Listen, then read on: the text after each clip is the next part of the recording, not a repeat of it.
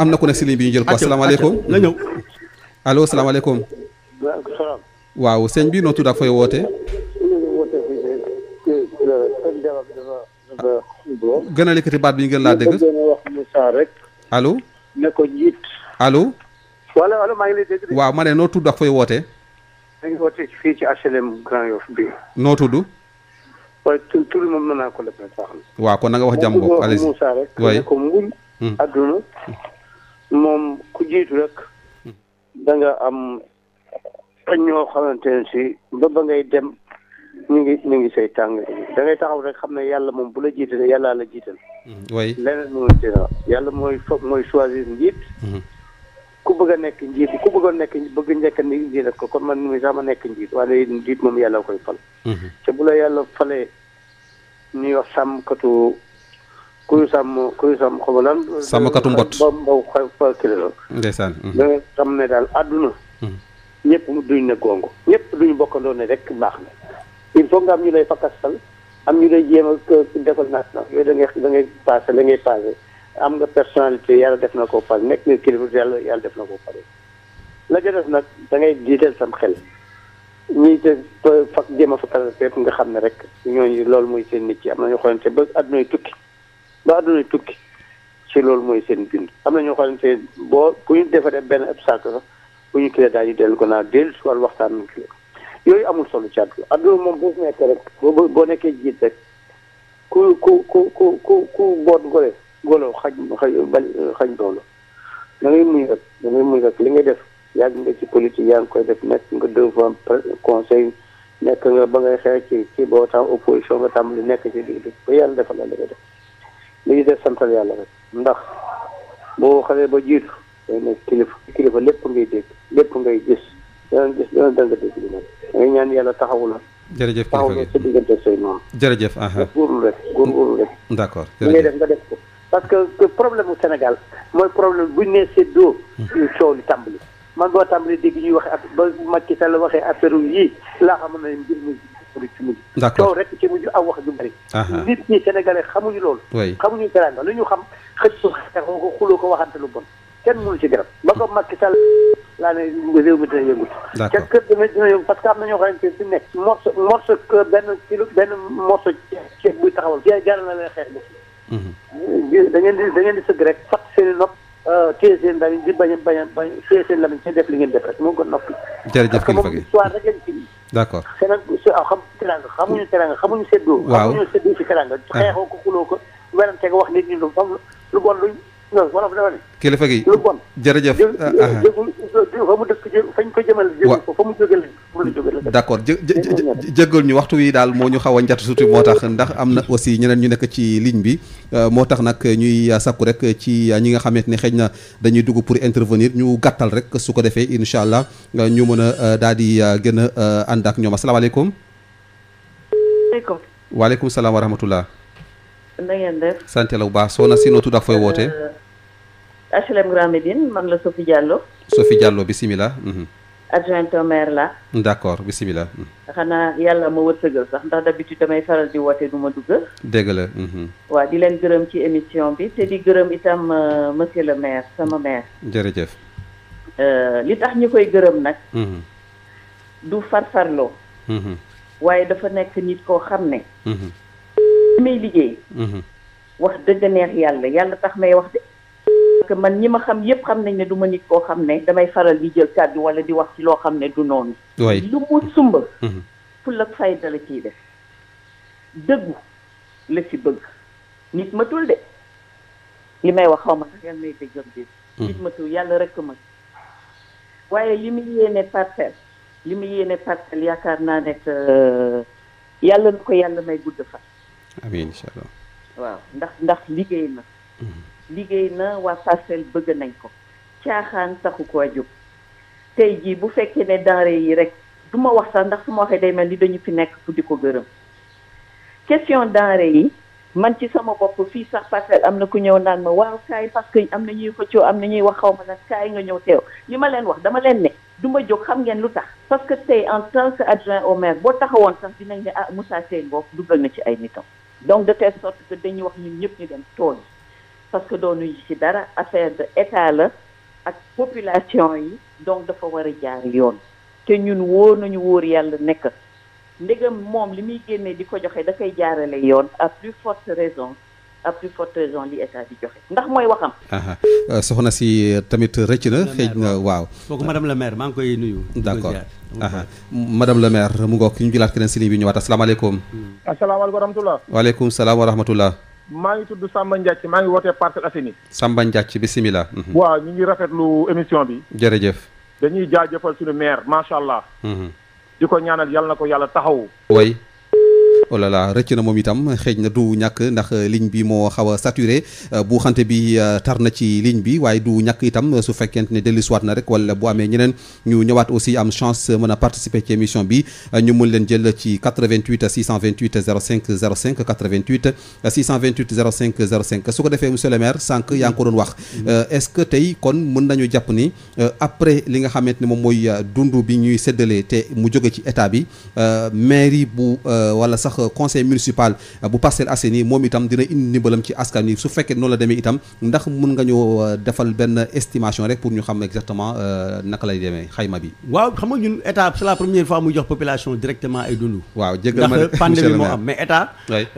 gàmmu màggal cant événement religieux yi ci lay joxe ay dund. waaw jégal ma xool ki ma ñëw. waaw su ma jëlee rek ma dugg. asalaamaaleykum. waaleykum salaam. waaw sëñ bi noo tudd fooy wootee. salaamaaleykum. waaleykum salaam wa rahmatullah. Modou Fall maa ngi lay nuyu. delloo ziar bu baax. man la ñuy wax Daouda Ngom. Daouda Ngom. mos nga ma invité foofu ci dans le cadre de plateforme BDN bi. d'accord oui c'est vrai. waaw je me présente man le secrétaire exécutif poste de santé unité 26. d'accord Daouda. en même temps tamit nekk membre comité ciblage unité 26. d'accord Daouda. bon tout juste dama bëggoon intervenir. oui par rapport ak le maire Moussa bi nga xamante ni moom nga invité. oui parce que tamit moom vraiment dafa nekk koo xamante ni ku jàmbaare la ci liggéey bi. et que la commune des Parcelles Assainies vraiment képp ku fi yeewoo war nga ko delloo njukkal. parce que moom amul sa vie de famille. nekk ci activité population yi suba ngoon guddeeg bëccëg ci la nekk. donc bu demee ba Gueye original wax ni que carrément ni que mairie Parcelles moo am meilleur budget ça veut dire que la personne qui incarne la mairie moom moo tax budget boobu mën a am excédent 300 millions donc loolu dañ ko ci war a jaajëfal. comprendre nga. oui allez-y. donc ma jàpp ni que population Parcelles nu mu yaatoo tey fu ñu tuddee référence ci commune comme 19 communes ville de Dakar wala le Sénégal dañ ciy wax le maire Moussa Sy donc ñoom tey bu ñu def ay affaire esprit partisan wala politique politicienne nañu ñëw bootu ci ginnaawam liggéey ngir intérêt Parcelles Assainies bu demee ba ëllëg si biir nag lamb ji yaatu na ku mu neex nga teg sa ndënd ku nekk xam nga ku mën sa moroom donc loolu laa amoon lu ma wax je vous remercie. jërëjëf ñu koy jaajëfal bu baax a baax moom itam xëj na peut-être que ñu jàpp ligne bi 5 minutes ñu ñëw ci monsieur le maire mu tontu ñu laaj bi ñu ubbiwaat ligne bi allez-y monsieur le maire. waaw mais damay wax ñuy woote. bu ñu mënee woote laaj poser ay questions. moo gën loolu la ñu gën a soxla ci émission yi mel nii. ñi nga xam ne xamul ñu xamal leen. donc c'est important donc vraiment loolu laay contribution baax na mais li gën a am solo mooy ku xamul. nga woote boo mënee dugg ñu tontu la ñu wax la maintenant bu la doyul nga ñëw mairie wala nga jot sa numéro téléphone woo ñu on est ouvert 24 heures sur 24 7 jours sur 7 pour tontu à toutes les questions parce que looloo tax ñu nekk fi ñun ñoo tax ñu nekk fi effectivement par rapport ak léegi dund bi nga xamante ne mairie bi waaw li ma doon wax sànq mooy ñun en dehors donc du temps ñun chaque année dañuy joxe denrée période ramadan période boobu mi ngi ñëw président bu ñu ko ñun préparé wax naa la 3 mars la def autorisation spéciale en recettes et en dépenses excédent budgétaire fonctionnement 155 millions ak reliquat wu 395 millions en dépenses d'investissement donc parce que am nañu ay chantier école ak yeneen yoo xam ne dañ ko waroon jël en compte parce que report bi moo ko indi am nañ sax diggante bi fonds de dotation bu ñëw aussi ñu am excédent bu ñu war a def au mois de mai prochaine session budgétaire mais jàpp naa ni chaque année dañ doon joxe ceeb suukar dëwlin mais comme que bi yoon pandémie bi dafa ñëw ñu gis ni président dina jox 12000 ménages ñun aussi ñu jàpp ni war nañu préparer au moins pour 3000 ménages yu ñu ciy yokk muy 15000 donc mais comme que li ma wax sànq ci njëlbeen bu ñuy tàmbali xamuñu kañ la mbas mi di jeex dañoo bëgg bu président defee li muy def quartier yi tànn ñi tànn ñi am bourse familiale ak ñu bees ñooñu ñuy tànn ñu tuddee leen ñu néew doole ñu amul salaire ñoo xam ne mbas mi sonal na leen ñun dinañu am benn fichier bu am solo képp koo xam ne bokk nga ci ñu fexe ñun li ñu bëgg a joxe ñun mairie Parcelles nga xam ne préparé nañ ko dootoo ci bokk parce que nag réew mi li ko gën a yàq ma wax ko ñu bëri ñiy agité wu tey c'est parce que dañoo tàmm fu ñuy joxe ci quartier bu ñu joxee juróomi yoon ñoom juróomi yoon yëpp dañuy am bu ñu joxee ñeenti yoon ñoom ñeenti yoon yëpp dañuy am bu ñu joxee ñetti yoon ñoom ñetti yoon yëpp dañuy am bu ñu joxee ñaari yoon ñoom ñaari yoon yëpp loolu la ñu war a dindi ci réew mi c'est-à-dire que les mêmes personnes ñooy am toujours les mêmes avantages Sénégal dafa yaatu léegi dëkk bi metti jamono metti dund bi metti dañuy fexe yow boo amee suba nga may sa morom mu am loolu moo tax ñun ñu préparé wu xaar bu président joxee gëm nañu fii ak le 15 mai président li muy joxe lépp dina jeex ci réew mi ku nekk di nga yóbbu sa kër ñun à partir de date boobu jëpp mois de juin ñun aussi dinañ planifier suñu joxin ni ñu koy joxee population yi te tàmm nañ ko def wax naa ko depuis 11 ans amul at boo xam ne jënduma 15 à 14 millions de denrées distribué ko population Parcelles Assainies ah conseils yi sax dañuy joxe quota seen quartier parce que dañu bëgg mu am démocratique bàjjenu gox yi imam yi notable yi comme ni ko état bi defee ñun dañ ko yàgg defee noonu moo tax sax parce que maire aussi les identités remarquables mooy les mouvements associatifs les groupements féminins les OCP les religieux ils sont en contact avec le maire 12 mois sur 12 7 jours sur 7 loolu yàlla moo ko def c'est que maire mënul liggéey sans ci dëkk bi mu ànd ak ñooñu président de la République gis nga ñu muy liggéeyal ñun maire yi lay liggéeyal mais directement population bi à la base maire yi la ñuy liggéey loolu moo tax maire am sinon fonction maire amatul un maire qui ne connaît pas ses identités remarquables qui n'a pas de relation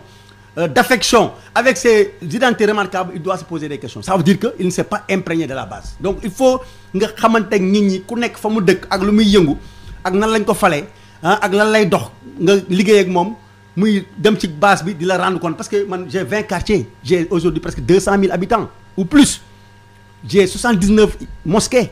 j'ai au moins 50 d'ASC et d'OCB de dojo ah d'école de football mais il faut ma xam leader yi il faut ma joxante ak ñoom chaque weer chaque ñetti weer may gis ak ñoom di waxtaan ak ñoom mais mënuma dem rencontrer ñëpp c'est pas possible ñoom ñooy samay relais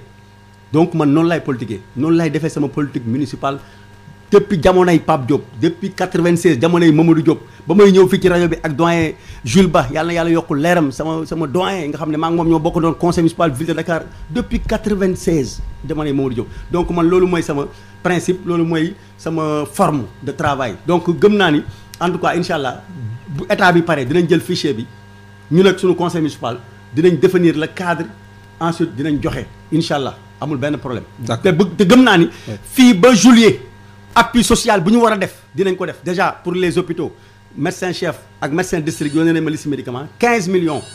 500 000 par poste de santé 12 millions pour le centre de santé Mame Abdou mutuelle yi sax recevoir naa leen on a décidé de débloquer 10 millions def ko foofu pour jàppale askan wi ci wàllu médicament parce que tey boo demee centre de santé yi poste de santé bi nit ñi ragal nañ ñëw faju ragal nañu 6 personnes sur 10 ñooy ñëw ñeneen ñi ñëwatuñu donc loolu ça pose problème ñu jël kii ñëwaat asalaamaaleykum maaleykum salaam sëñ bi noo def sant yàlla bu baax alhamdulilah ñoo ngi lay ziare bu wér a wér delloo ziar noo tudd ak fooy wootee bon man suma tur du ma ko wax foo ñuy wooyee nga jéggal ma bon maa ngi leen ay wooyee Malika d'accord voilà donc li ma bëgg a contribuer mooy lan rek le maire Moussa Sy oui dafa nekk un combattant un patriote mu nekk nit koo xam ne ni vraiment ñun suñu ko ab dina baax ci suñu secteur bi foo leen ko amoon fan Malika buñ ko amoon Malika ah bon ouais d'accord parce que lépp lu muy def ci droiture la koy def ci dëgg la koy lal donc te loolu la nit ñi soxla oui allez-y voilà ma ne te nit ñi loolu la ñu soxla d'accord donc mooy koy féliciter di ko encourager di ko wax ne ko fi mu nekk foofu la fi mu teg tànkam foofu la na gën a góorgóorlu et puis rétroviseur bi oui donc loolu rek laa ko am lu ma koy wax je vous remercie jërëjëf ñu koy jaajëfal bu baax moom doon woote fale ci Malika ba tey am na keneen ku nekkaat ci ginnaawam ñu jël ko ñëwaat asalaamaaleykum salaamaaleykum waaleykum salaam wa rahmatullah ngeen def sant yàlla bu baax alhamdulilah ñu jël agent maire yi noo tudd maa ngi tudd El Hadj Doudou Fall El Hadj Doudou Fall oui d'accord foo ñu wooyee Parcelles maa ngi wooyee Parcelles mais j'habite à la Médina d'accord allez-y El Hadj boo gisee ma dugg woote nii oui instant yi may waxee yoon nii sax sama xol dafa fees lu tax parce que dama nekk un agent boo xamante ne au niveau de la ville de Dakar oui yàlla boole ma man ak Moussa Sy ma bëgg ko mu bëgg ma ma bàyyi commune yu bari jóge Médina fépp ñu nekk ñu ngi wax ay commune Médina ñëpp ak may soxla mais man sama xel ak sama retrouvailles yëpp Moussa Sy la ma jox yàlla boole ma ak moom may liggéey ak moom waaw ndax man liggéey bu muy liggéey man moom laa bëgg te loolu laay liggéey mooy que moom amul samedi amul dimanche ñun mairie Parcelles on travaille tous les jours samedi ba lundi dañuy liggéey amuñu dimanche amuñu dara waaw ñuy koo xamante ni nag mooy comme li sama déglu naa léegi gars yi lu ñu wax Moussa Sy tey jii am na loo xamante ni tey waxuma la sax président Macky Sall mais partout dans le monde foo dem dañuy jël reyukaay ci moom muy xale muy mag foo toog ñu ne ñu ne waroon nañu am maire bu mel ni Moussa Sy mais tey Moussa Sy bu meloon neneen tey mais Sénégal duñ ko bëgg. oui mais c'est un mooy liggéeykat la franchement ñi ngi koy ñaanal mu am gudd fan ak wér gi yaram boole ji li mu am ci ay agent mairie amul benn commune bu ko am c'est lui seul qui prend ses responsabilités di jël ay matuwaayam di liggéey di fay ay salaire 600 millions par at loolu amul benn commune bu koy def ñu ngi koy ñaanal gudd fan ak wér gi yaram yàlla bàyyi ko fi suñu kanam ba ci kanam ak kanam wasalaam. jërëjëf ñu koy jaajëfal bu baax xam naa ni ñu ñëwaat monsieur le maire rek sànq yaa ngi woon ci ay développement di développer par rapport ak action yi nga xamante ne yéen a ngi koy def ci poste de santé yi ak yooyu. waaw poste de santé yi damay bokk ci comité de veille et d'alerte mercredi am nañu réunion chaque semaine dañuy réunion on a des produits chaque semaine ñu joxe ko donc ñoom ñëpp ñu ngi leen di doter en thermoflash et en produits détergents. Comme li ma wax installé nañu dispositif 155 postes de lavage tey décidé nañu yokku ko ensuite suba ñu nag délégué de marché yi marché yëpp nombre de portes yi dinañ ko wàññi donc loolu yëpp ci budget bi la bokk donc mën nañ ko exécuter sans bruit donc jarul coow donc am nañu en tout cas les moyens par rapport au plan d'action défini par l'État parce que aussi loolu aussi il faut ñu fàttali ko suñu xarit yi il faut ñu xam ne mais mënul toog rek tey di tëlli déedéet régime exceptionnel lañ nekk situation exceptionnelle mooy loi d'habilitation la état d'urgence président dafa ne nañ ko jox lenge yëpp ñu jox ko assemblée jël li mu waroon yor yëpp jox ko mu def état d'urgence def couvre-feu ministère de la santé pandémie la feebar bi jàngoro bi lu ngeen ànduna bi la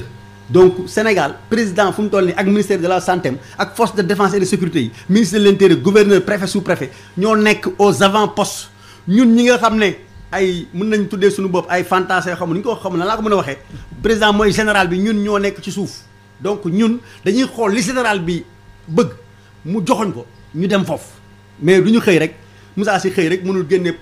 stratégie personnelle am stratégie am locale naan non c'est pas ça il faut que mu ànd ak en cohérence ak li état bi définir ak li ministère de la santé définir sur le plan sanitaire sur le plan social aussi il faut pas que ñu bouleverser la hiérarchie il faut pas que ñu frustrer nit ñi nañu bàyyi quartier yi tànnal seen bopp ku ñu tànn nga xam ne sa wërsëg ngi ci nga jël ñaari saaku ceeb 10 litres dëwlin suukar pâte alimentaire bu bëree ba bëri ñetti semaine nga koy lekk mais boo paree da ngay soxlawaat da ngay bëggaat léegi nañu fexe loolu gaaw pare loolu ñëw ñu joxe ko ñu ko yellool jël ko ñu si seen chance nekk ñu jël ko parce que aussi il faut ñu nangu faal gars yi xam lenn ñëpp mënuñu am déedéet ñëpp mënuñu am mais lenn rek laa d'accordul mooy les mêmes personnes di am comme li xew ci bourse familiale yi gis nañu bourse familiale yi ay kër yu bëri yoo xam ne benn nit day am jabaram am rakku jabaram am doomam bi fa nekk am jabaram am léegi tey ñooñu ñu bëgg ñu jël 600 kilos ceeb jëlal leen 600 litres d'huile 600 lits 600 lits dama wàcce ko seen kër non loolu mënul nekk moo tax ñu ne comité yi ministre bi dafa ne si vous voyez ci li ngeen di def ministre bi boo ko wax de document baa ngi ni jox naa la ko c'est officiel mu ne si le comité considère l'inscription d'un ménage comme une erreur d'inclusion la mention est non et inscrite dans la décision du comité mais loolu ñooñu ñuy tànn ci quartier bi ñoom ñoo ko war a def boo gisul nit boo gisee benn kër nekk benn njël nga fekk fa ñu doon jox juróomi njël te benn njël la fa nekk benn njël ngeen leen di jox au plus 2 njël ñeneen ñett yi ngeen dem jox ko ci quartier bi ñeneen ñu ko yelloo mais loolu Moussa Sy amu ci benn pouvoir mënuma tànn kenn du ma ko fekkee imam la délégué ASC président parent d'élève directeur d'école jeune femme ñooñu ñoo koy def bu ñu paree ëddal ñu liste yi ñu yóbbul ko préfet ñun aussi duñ ci dindi dara dinañ xool nombre yi ndax mat na wala matul société civile dina fa toog handicapé yi dinañ fa toog délégué yi dinañ fa toog seen représentant quartier yi dinañ fa toog commission sociale bu ñu paree ñu jël këyit yëpp yóbbul ko préfet bu xoolee bu amul benn changement bu ñu ko delloosee ñu delloo leen ko waat mu ne leen dund baa ngi ni dem leen jëlee ko ci école yi joxe leen ko bu ñu paree ñu rendre compte ñun lu ñu soxla mooy fichier boobu bu ñu paree ñu jox ñu ko ñun mairie li ñuy joxe ñu sukkandiku ci loolu pour jox ko population. d'accord léegi légalisation carte d'identité yu ñuy wax loolu lañ ci mën a expliquer. non carte d'identité li ma ci wax bëriwul ministre bi moo ne nañ ko yónnee ci kii yu bees yi demande yu bees nañ ko yónnee photocopie carte d'identité ministre bi moo ko wax mi ngi ni lettre bi moom moo ne il faut que comité bu nekk nga indi photocopie carte d'identité d'accord ñu bees ni mooy loolu xam nga bourse familiale xam nañ seen carte d'identité parce que si liste yi ma leen jox document officiel bi ma yor nii da nga am prénom nom chef de concession chef de ménage adresse numéro téléphone ak numéro carte d'identité ñooñu soxlawuñ ko parce que ñooñu jox leen liste da ngay vérifier ndax ñu ngi fi nekkatuñ fi dañoo toxu yàlla suñu borom dafa leen moo am na ñu décédé mais bu bees bi pour nga am ci pour Moussa Sy am ci il faut ñu am carte d'identité Moussa Sy maintenant wax ma Fall ban dëkk nga gis carte d'identité nga koy jox doo ko légaliser maintenant bu état décidé jarul légaliser mais ñu leen bu leen ko légaliser délégué de quartier man maa leen woo 2 jours avant ne leen bu leen jël benn photocopie carte d'identité tant que tànnagu leen parce que da ngeen di dem ñu jox leen quota par exemple unité unité par exemple damay jox benn exemple rek unité HLM Grand Médine ñu ne leen vous avez 415 ngeen war a tànn 415 ménages yu bees bokkul ak seen liste bourse familiale mais balaa ngeen laaj ñi ni carte d'identité naan leen dem leen légaliser da ngeen war a tànn 415 ba pare mais boo leen demee mën ngeen am 600 demandes wala 700 demandes mais boo leen amee 600 700 demandes da ngeen di tëju si salle bi ngeen def procédé par après présélection ngeen procédé par élimination kii moo ko gën a yelloo diw kii moo ko gën a yelloo diw ngeen xool kër yëpp ndax am na parce que moo gën yëpp dem ci benn kër wala ci benn carré bàyyi beneen carré bi boo leen pare nag ministre bi nee na il faut mu ànd ak photocopie maintenant photocopie est-ce que dañ koy légaliser wala duñ ko légaliser kii jël ndogal bi kii am ndogal bi ci loolu mooy sous-préfet moo ne jarul légaliser man bu ma demee ca foyer ba fekk fa nit ñi rang man maa tas rang yi ne leen bu leen légaliser dem leen ñibbi seen kër te ensuite bu leen joxee gum fukk ka tant que waxuñu leen ci ngeen bokk parce que man Moussa Sy su ma demee jox sama photocopie yaakaar ne ci laa bokk te bokkaguma suba mën naa am frustration yaakaar ne dañ maa beddi alors que tànnuñu ma woon donc par contre carte d'identité ñëpp a ko am boo bëggee recenser Moussa Sy wala présélectionner Moussa Sy woo ko mu ñëw nga ne ko damaa gis ne yow néew di doole nga liggéeyoo mu confirmer nga ne ko jox ma sa carte d'identité nga relever nom am ak téléphone am bu demee ba am ba liste bi officielle nga woo ko ne ko ay indi ñu sa photocopie carte d'identité donc loolu rek moo ci am je pense que c'est des faux débats sama gars yi xam nga des fois du ñu am matière à débattre donc il faut ñu créer mais amul benn réew booy dem état civil nga déposer sa légalisation te doo fay timbre il faut nga fay timbre. d'accord ñu jël kii si ñëwaat asalaamaaleykum. waaleykum salaam wa rahmatulah. waaw sëñ bi noo tudd ak fooy woote. waaw maa ngi tudd Seydi Taïb Ba. naka. Seydi Taïb Ba. d'accord bisimilah monsieur Ba. waaw maa ngi leen nuyu bu baax ñu nuyu monsieur le maire bu baax. Moussa Sy jërëjëf. donc man conseil municipal laa ci commune bi Parcelles Assainies. d'accord. waaw mu amoon benn question bu ndaw moo ko bëggoon laaj. bisimilah. waaw parce que dañ toll ci comme ci période pandémie bi. waaw di ñëw jóge fi ak jàmm. oui amiin. oui vraiment bëggoon naa laaj parce que comme en tant que ñu dañu am droit à l'information. oui. léegi ñun bu fekkee tey dañu dugg ñëw ba ci mairie bi. waaw lu ñu ñëw war a saytu loo moo xew ci mairie bi lu am ci mairie bi. oui. waaw léegi comme ñun informé ñu léegi bu ñëwee ba foofu ñu léegi Moussa Sy moom en personne oo ay sécurité pour gars yi génn ñu ci mairie bi loolu laa bëggoon laajte ba xam loolu fan la ko teg. kan yow. waaw man la ak monsieur le maire Mamadou Gueye l'original. waaw. waaw loolu laa xamul loolu fan la lan la ko droit may ba mu def lu mel noonu. da ngeen ñëwoon ci mairie ba. waaw dañu ñëwoon ci mairie bi waroon am information. waay. waaw te yaakaar naa mesures yëpp respecté woon nañu ko takk nañu kas masque. waaw léegi nag bu fekkee ñëw nañu am droit à l'information mu au sécurité bi moom en personne pour gars yi génn ñu ci biir mairie bi léegi loolu lan la ko ci yoon may man loolu moom a jaaxal mooy question moo ko njëkk a posé. d'accord. deuxième bi mooy. oui. période pandémie bi moom en personne. war na xam ne ni légalisation carte d'identité yi du moment bi dañ ko war a mën a def parce que yaakaar naa bu fekkente ne au moins éléments yi moom bu xooloon tey rassemblement yi ñu koy interdit moom yaakaar naa waroon a joxe au moins le bon exemple même su fekkoon sax au moins ministère du ko joxe wala sax au moins le sous-préfet di joxe ko moom en personne waroon na ko bañ waroon na xam ne période bi di période bu ñuy utiliser ay bu ñu war a jëlee ay copie d'identité légalisée ndax rassemblement yi moom yaakaar naa moom loolu bu demee ba accepté ko ba pare aussi ñu ëbbatiku laajte le sous-préfet moom mu démentir lu mel noonu man daf may jaaxal aussi ba lu il faut mu leeral ñu loolu mu leer nañ pour ñu mën a xam lu waral Moussa Sy def lu mel noonu. d'accord jërëjëf ñaari question yoo xam naa ci laa yem pour bàyyi yeneen gars yi ñëw. jërëjëf monsieur le maire. waaw tey maa ngi koy nuyu. di ko fàttali aussi maa ngi moom sama liste la nekkoon ci la nekkee conseil municipal. tey sama frère la naam nag léegi bokkutuñu horizon politique mais 2014 sama liste la nekkoon moom si Demba Dia la nekkoon maa ko jëlee si Demba Dia def ko sama liste donc politique mooy li ma wax day changé comité amul may gërëm sànq doyen bi doon intervenir nangu nañu loolu moo tax man des fois sax je préfère man dama bëgg am opposition dama bëgg am ñuy opposé wu c'est important parce que boo amul ñuy opposé wu doo xam sa bopp te mën nga naagu te loolu baaxul mais man li ma gëm mooy nañ def jantal agrément nañu respectante ñoom ay conseil lañu bu ñu ma woon téléphone nee ma dañuy ñëw mairie dama leen di recevoir bu ñu recevoir sama biir damay wàcc yéegal leen recevoir leen mais dañoo ñëw ci séance boo xam ne bokkuñu si dañuy ñëw ci séance d'installation des sous-comités ñu ne maire day présider installé leen mais bokku ci benn conseiller municipal bokku ci doyen Fall liiral ko texte boobu ma la jox bi ministre Mansour Faye wax mi ngi noonu sa kanam may naa la copie. effectivement préfet moo ma ko yónnee man ministre joxuma ko préfet sous préfet Babacar Ibrahima bi ñëwoon fii dimanche bële. àjjuma bële xaw ma dimanche bële. si moo ma ko jox moo ma ko yónnee liste courrier officiel la bu maar yow journaliste nga te indépendant dama la koy jox nga lire mi ngi nii maar moo ma yónnee ne ma convoqué jeune femme liste la ma jox ma convoqué. ñaari incident yu ndaw moo am ñu bëgg ko def tollé mondial. population yi dégluwuñ leen ñu ngi liggéey mais moom Taïb ak Gueye l'original wax naa ni ci ginnaaw man lañ doon àndal di rafetlu sama liggéey tey am nañu droit am position d'opposition nangul naa leen ko mais nag dañuy démocrate loo bokkoo ci mais terewul mairie droit d'information c'est ouvert à tous les conseils seen naataango conseil yaa ngi fa ñëw te ensuite ñoom dugg nañ ci biir mairie bi dañ leen mais ci biir salle bi ngeen dul dugg par contre ku torul max nangoo raxasu doo dugg loolu koo mënti doon boo fa ñëwee doo dugg man su ma demee présidence damay sol masque wala du ma dugg su ma demee bureau préfet damay sol masque damay raxasu sinon du ma dugg loolu mooy règle bi dañuy respectante donc vraiment li ma ko mën a wax terewu ma ko ñëw ci mairie su bëggee léegi su ma paree émission su ma woowee ma recevoir ko sama bureau j'ai pas de problème personne aw ma ko par ndox c'est des principes par rapport au texte mais amuñu problème personne loolu laa ko bëggoon wax légalisation wax naa ko man aw ma wootewu ma légalisation dafa am délégué yu juum ñaari quartier la ñett la 11 la woon 16 ak 26 ñoo wax seen ay population dem leen wuti carte d'identité ci lañ leen di sélectionné parce que bourse familiale ba muy am 2015 2013 2000 ba 2018 dernière génération quatrième ak ñi ñu mujjee tànn da ngay wuti photocopie carte d'identité ñoom ñëpp foofu lañ ko doon wutee wala police bi yoon nag police dafa tëj ne defatul légalisation man bu ma ñëwee ñu ne ma ñun ñaa ngi fi man maa leen wax leen ñibbi leen ñoom seen problème c'est pas la légalisation mooy timbre 300 francs bi état civil laaj ñoom loolu lañ doon kaas pour ñoom xaalis boobu sama poche la jëm mais alors que le timbre yoo xam nga ni passeport pour nga am ko da ngay am timbre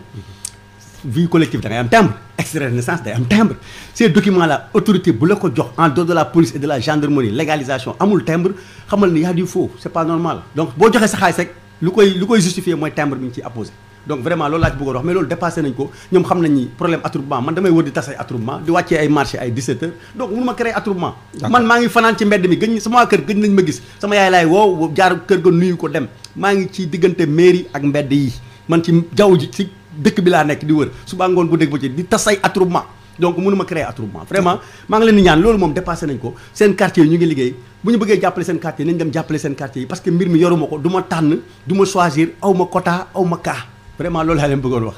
mu ngoog léegi nag daanaka lu ñu desee ci waxtu taxu ko bëri noonu ndax liggéey bi nga xamante ni moo lay xaar mooy xaar ñëpp ci corona bi moo tax ndax fu mu toll nii kenn amatul jot mais avant cela benn parenthèse bu ndaw sànq monsieur le maire ci say wax dëgg nañu ngay naan ñu ne bëgg bëre bañ bëre mais est-ce que monsieur le maire comme am nga 2 mandats doyalagoo bi léegi parcelle wala non xam nga affaire bi du problème doyal wala bëgg non damay laajte rek non dama lay laaj nit du fal boppam man mosuma xëy rek ne candidat à la maire déedéet muy 2009 soppi ak PDS muy bii taxawu Dakar nit du fal boppam man xam nga fa laa toll pandémie bi moo ñëw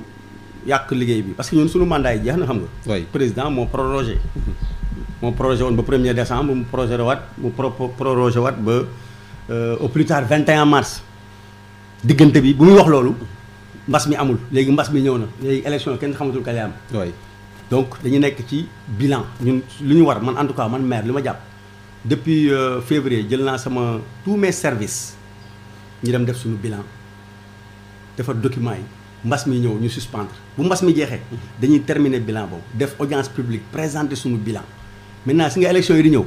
ku ci bokk ak ku ci dul bokk kuy nekk candidat ku dul nekk candidat loolu suñu borom rek moo ko mën moom laa ko dénk mais déclaré wu ma sama candidature ba léegi wax ma ni candidat la mais li ma gëm daal mooy lii ñëw moom bàyyi naa ko sama borom yàlla naa ko fekkee voilà loolu mooy sama tontu. d'accord mu ngoog tontu bi naam sax dafa xaw a mitigé tuuti mais bon. non amul mitigé non lan moo ci mitigé. lan moo ci mitigé. non garaawul monsieur le maire ñu dem waaw. ëllëg yàllaa ko moom. waaw yàllaa ko moom dëggantaan waaw voilà nit du xëy rek di boppam. waaw man bilan daal. c'est une obligation pour moi. oui maa ngi koy préparer. si nga fu mu toll nii ñaa ngi mbas de. maa ngi mbas école laa jóge nee naa la marché laa jaar école xool samay travaux maa ngi si 12 écoles di tabax maa ngi liggéey samay chantier parce que dama war a présenter bilan man. parcelle yëpp mën nañ njëkkati ne ay candidat lañ mais man Moussa Sy bilan lañ may laaj man bilan lay présenté maa ngi ñëw pour présenter ko maintenant après kañ la élection di am kan mooy nekk candidat loolu coalition yi ak parti yi dinañ ko tànn parce que man mosumaa jóg ne man candidat la man ay coalition ñoo may tabb ne ma yow yaay suñu candidat mais man du ma tabb sama bopp xalaatuma ko sax. d'accord léegi balaa ñuy ñëw ci xëy na message de la fin bi dafa am benn message bi ñu ma envoyé di benn genre anecdote la benn femme la bi nga xamante ne day témoigner ci yow ci biir semaine bi dafa jékki-jékki rek mu dem ci benn pharmacie di dem jëndi garab ngeen daje fa fekk yow da nga ñëwoon commander aussi je pense que ay masques je ne sais pas quoi ci benn pharmacie boobu mu présenté li nga xamante moom mooy lii di ordonnance bi rek nga ne pharmacien bi yow di nga ko fay nga jëndal ko ordonnance bi mu dem loolu dafa fort ci moom te mënuñ ko xeebal monsieur le maire. merci léegi nag ci message bu mujj bi par rapport ak li nga xamante ni moom moo ñeel wàllum lii di d'abord xeex jàngoro coronavirus bi lan lay doon. waaw d'abord damay wax ni ñun ñëpp nañu dellu si waat di lancer appel waa Parcelles Assainies la situation est grave bu ñu xeeb mbir mi ay 2 cas bu ñu ko xeeb bu ñu xoolee France Italie Chine fu ñu démarré Chine aujourd'hui ils sont à 95% de guérison c'est États-Unis ñu ngi si ay 800 000 cas plus de 42 000 morts xool dëkk Guinée moo ñu mujjee am cas gis na raw nañu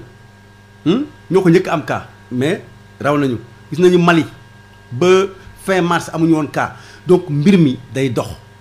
ñun ñi ñoo koy doxal buñ ko xeeb nañu xam suñu bopp nañu aar suñu bopp ni ñuy aaree suñu bopp nañ téye suñu njaboot suñu kër yi nañ téye suñu bopp ku amul yitte ci mbedd bi toogal nañu moyte daje yu métti yu bari yi donc loolu bu ñu ko defee sol masque di raxasu ànd ak état bi ànd ak gouvernement bi ànd ak ministère de la santé suñuy docteur yàlla dinañ defal sutura parce que suñu kilifa yu baax yi suñu maam yu baax yi kër diine yi nekk ci Sénégal yëpp mënuma lim di juum ak boole ci suñu mbokk chrétiens yi vraiment jàngu bi gëm naa ni ñu ngi ñaan ci réew mi jullit yaa ngi ñaan ci réew mi nañu profité ci weeru koor bi ñëw ñu gën a toroxlu gën a ñaan yàlla suñu borom mu dàkkal ñu jàngoro bi ñu ànd bokk ndey bokk bàyyi woo nañu ñëpp beddiwuñu kenn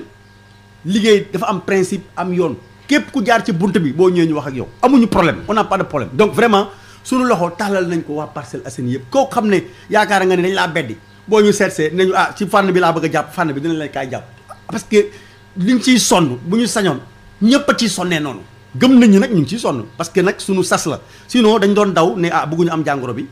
bu ñuy daw suñu waa kër am na lu tax parce que dañoo bëgg a nekk ci mbedd bi nekkal waa dëkk bi parce que ñun waa dëkk bi dañu am confiance ñun teg ñu ci dëkk boobu donc ñun bu waroon am benn sacrifice tey ci corona bi au Parcelles normalement ça doit être le maire parce que population bi dañoo ñëw ne la yaa ñu jiite donc waruñu daw moo tax ñu taxaw ak tous les risques nag di ko dékku ñu bëgg keneen ku yaakaar ni mun nga def comme ñun mais ñëwal ñu ànd ñu def ko on n'a pas de problème mais nag avec des principes donc maa ngi gërëm ñëpp di sant ñëpp di gërëm Afia FM ci invitation bi incha allah gëj naa fi trop dégg wax naa ko sama mag sama doyen yàlla na yàlla yokk leeram doyen Jules Ba moom ma njëkk indi fi ci rajo bi ñëwaat naa fi 2003 inauguration ak président Pape Diop donc maa ngi leen di jaajëfal rajo bu am solo la ñun aussi ñu ngi liggéey Parcelles ma wax ko pour que vraiment suñu rajo communautaire dellu si donc ñu ngi régler problème fréquence bi donc pour rapidement ñu amaat Jàppo FM incha allah. d'accord merci monsieur le maire. jërëjëf ñi koy jaajëfal bu baax a baax moom monsieur le maire Moussa Sy di maire bu Parcelles Assainies moo ne woon kon suñu gan ni ki tey ci seen biir émission spéciale bi nga xamante ne dañ leen ko jagleel kon ci xeex lii di mbas mi sur la 93.0 ci présentation mi ngi àndoon ci ak Mamadou Fall.